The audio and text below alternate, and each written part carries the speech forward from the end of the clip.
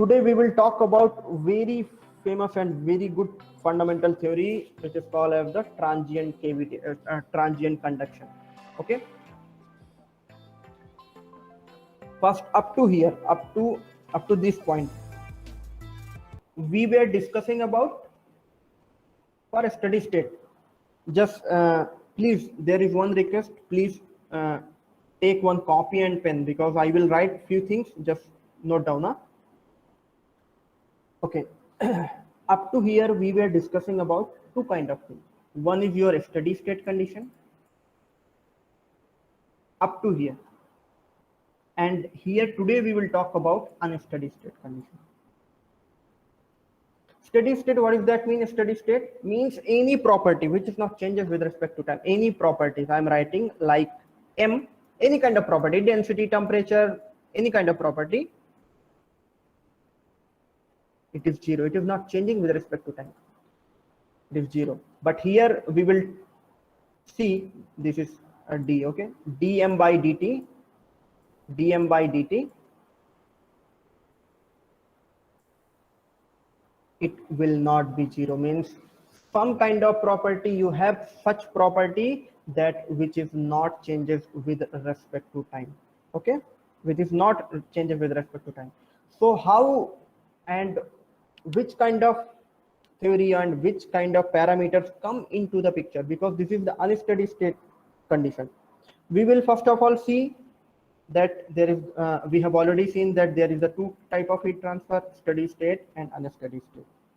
For unsteady state, there is one term called as the lumped system, lumped. Okay, we will discuss in the transient condition, transient conduction, sorry, transient conduction. How, if you have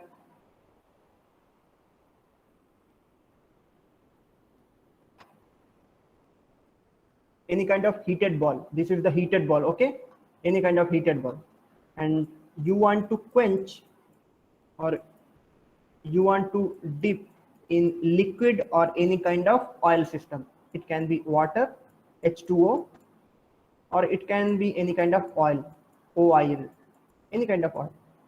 You want to determine how much will be the heat transfer of this heated ball. This is heated ball.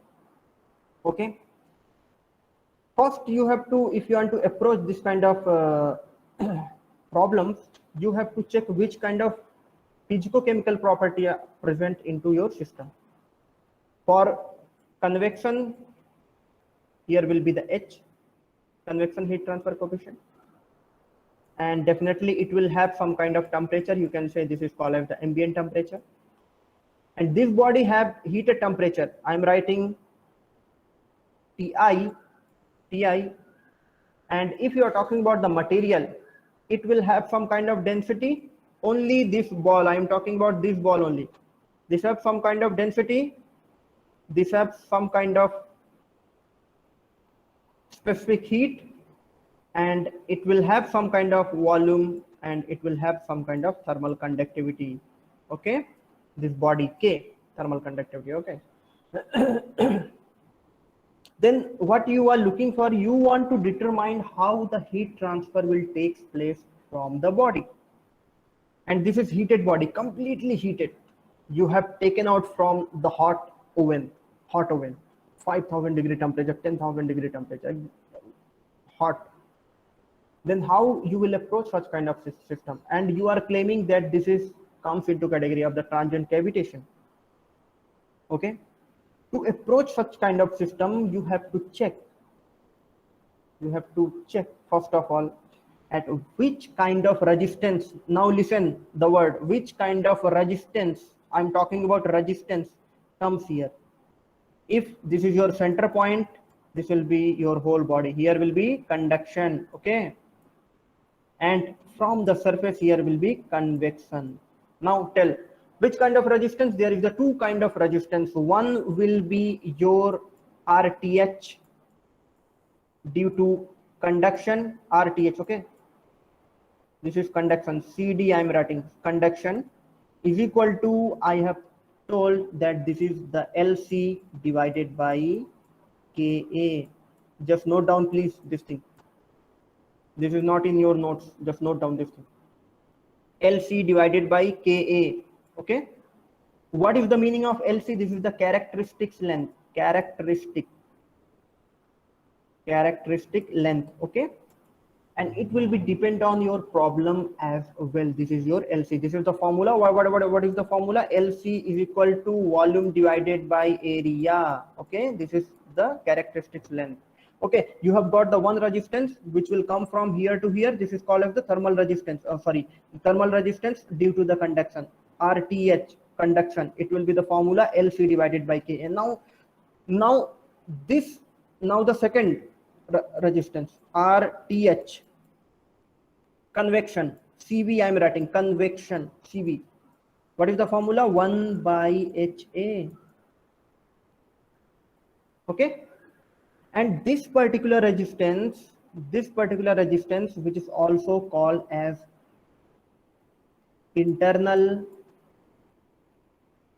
thermal resistance. I'm repeating, please note down this thing. Internal thermal resistance. And here it will be internal convective resistance. Okay, convective, here convection is there, convective resistance. And you can also say this term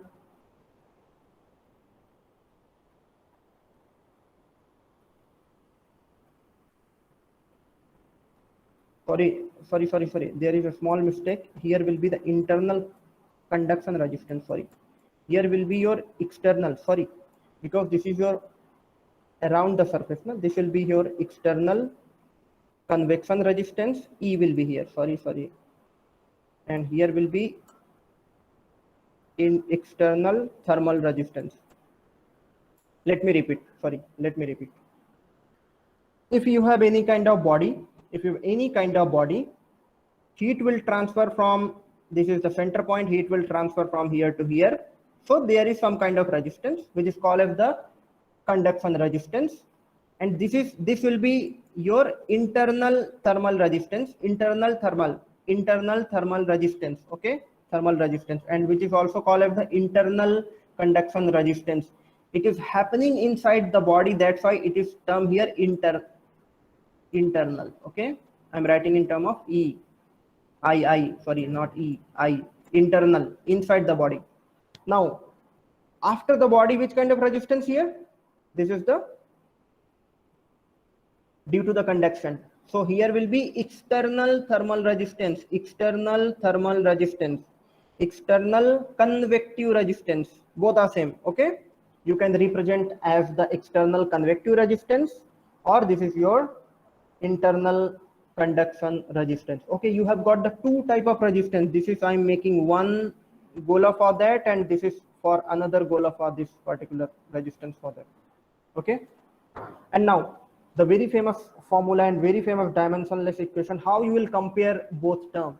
There should some meaning and there should some significance for that both term as well. So to determine, there is one term called as the byte number, BI, byte number. Byte number, it is the ratio of internal conduction resistance, external external conduction resistance. I'm writing with my mouse, sorry for my writing. Okay, this is the ratio of the byte number. When you will put the formula, what you will get? It will be LC divided by Ka divided by 1 by HA. How much you will get? HLC divided by K. This much value you have got. Okay, after rearranging. And if you will check this byte number, BI, byte number, BIOT. This is the full name, BIOT, byte number. This is the dimensionless number. It gives the relation between your conduction resistance and the convection resistance. Okay, just keep in your mind, this gives the ratio between the conduction resistance and convection resistance. Okay, and if you will talk about the formula, this is the this is the H LC divided by K. Okay, this thing you have got. If you will look the part number very carefully, then you will find that it is depend on two properties: convective heat transfer coefficient H, conduction heat transfer coefficient K, and the characteristics length. And characteristics length depend on your volume and area. If you'll check, each and every property depend on the Biot number. Biot number signifies the whole system, which incorporate how much is the volume, how much is the area, how much is the convective heat transfer, how much is the conduction heat transfer, each and every property. Then what we are looking for, we want to see what is the lumped parameter. What does that mean, lumped parameter? Then we have to determine Biot number value. Biot number, there is the three type of condition. If Biot number is 1, Biot number is 1, then what does that mean? Here will be internal conduction resistance equal to external conduction resistance. Okay, if the Biot number 1, then internal conduction resistance equal to external conduction resistance. Okay, and second will be Biot number, if it is less than 1, here will be internal conduction resistance will be lower than external conduction resistance. Means here external resistance will be very high. We are talking about external resistance, lumped parameter, means this will come into the category of lumped parameter. Okay, now the third one will be, if the Biot number which is higher than 1, then here it will be internal conduction resistance will be higher than external convection resistance, external convection. Okay, external convection, all these things convection. Now Biot number has three conditions.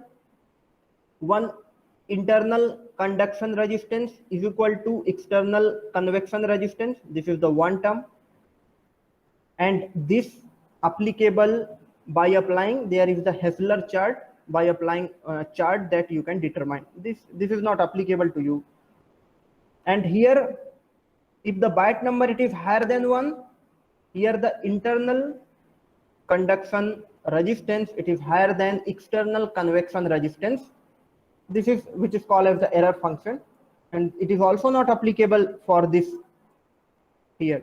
And here it is applicable only this term. Means what is that mean? Biot number less than 1 means internal conduction resistance which is less than external convection resistance. Now you see beauty of thermodynamics. What you are looking for? You are looking for the relation where you can compare the conduction and convection. Now see, and you have got one formula, Biot number, which represent the conduction and convection. H LC divided by K. This is the formula, and which is also relate how much is the heat transfer coefficient around the surface. This around the surface, from the liquid convection coefficient, and how much is the conduction coefficient of the surface, and how much is the volume, and how much is the area. Now you can see this is the Biot number, and we are looking for only when the Biot number it is less than 1. When the Biot number is less than 1. Okay, you have got little bit idea that we got when the Biot number less than 1, there will be some kind of lumped system. But how you will justify, how you will explain that term? I'm building this thing. Okay, let me write again. You have got one formula, internal conduction resistance. You know the formula.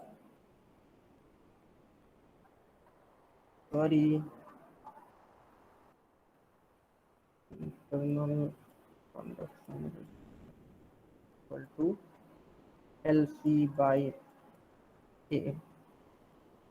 Okay, if you will assume that thermal conductivity is approaching to 0, approaching to infinite. Just assume. Means you are claiming you have a material which is having much more higher, means ideal condition, which is having much more higher thermal conductivity, means there is no loss. Then at that point resistance will be 0. ICR will be 0. This is the ideal condition.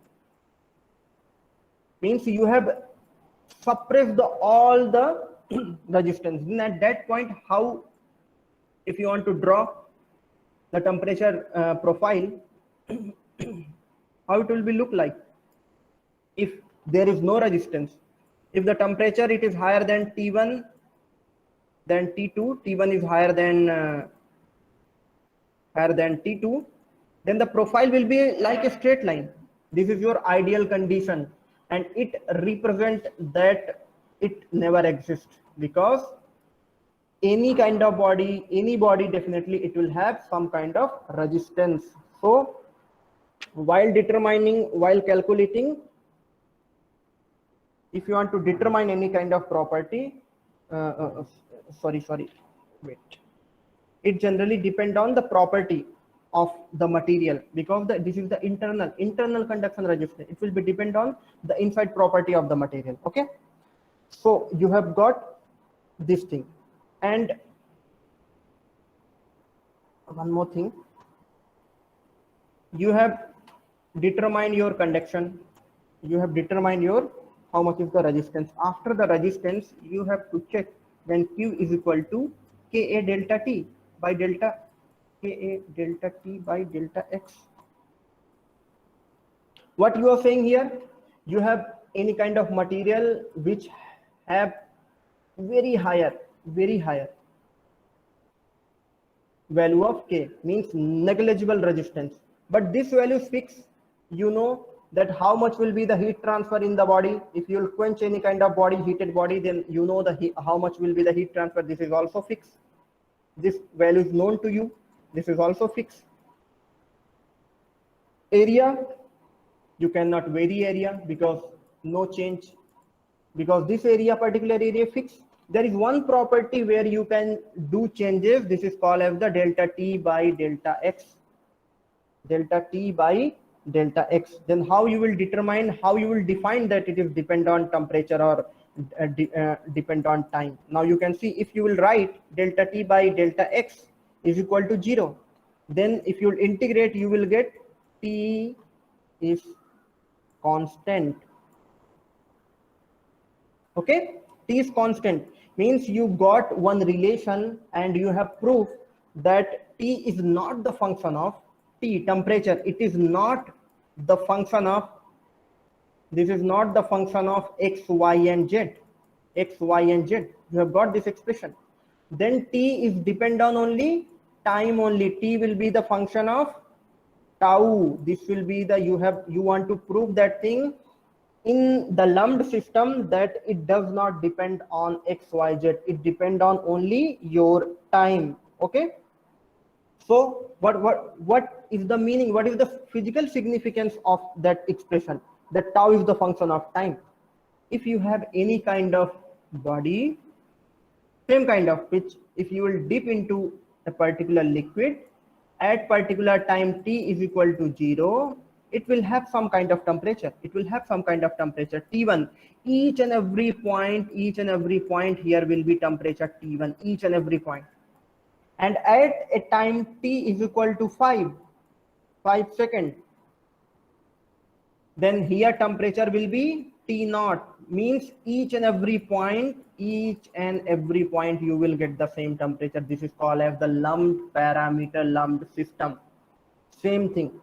Okay, you have proved that T temperature, it is not a function of X, Y, Z, and it is the function of only tau, or you can say the time. Okay, and to prove that thing, you have seen what is the physical significance of Biot number. Biot number, lumped parameter applicable whenever the Biot number is less than 1. Biot number when less than 1, less than 1, no? This is less than 1, then it will be lumped parameter. Just keep in your mind, and this is the ratio of, it is the ratio of internal conduction resistance to the external convection resistance. Just keep in your mind, just read this formula. Biot number, it is the ratio of internal conduction, CD, conduction resistance, divided by external convection resistance. Just keep this formula in your mind. Okay, so I'm going to stop. I have finished this transient conduction, and this theory I will see in next class. And this is nothing but this is your derivation, because you have already proved that this function Biot number, let me show, Biot number which is the less than 1 when it occur when your system comes in the category of lumped parameter. Okay, you have proved this thing, and this was the physical significance of the lumped system. Okay, same thing, each and everything, and this body which we have already discussed. Okay, I want to highlight that how much should be the Biot number for lumped parameter. Now you can see I would like to highlight lumped heat capacity. Correct, lumped heat capacity when Biot number is less than 0.1.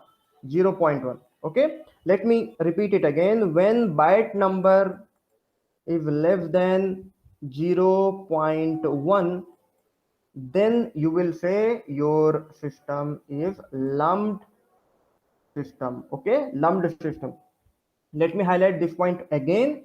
When your body, when any kind of object, or any kind of that your body, its Biot number is less than 0.1, then you would say that your system is lumped system. Okay, keep this thing in your mind, because whenever you will sit for any kind of entrance or examination, this question generally they can ask.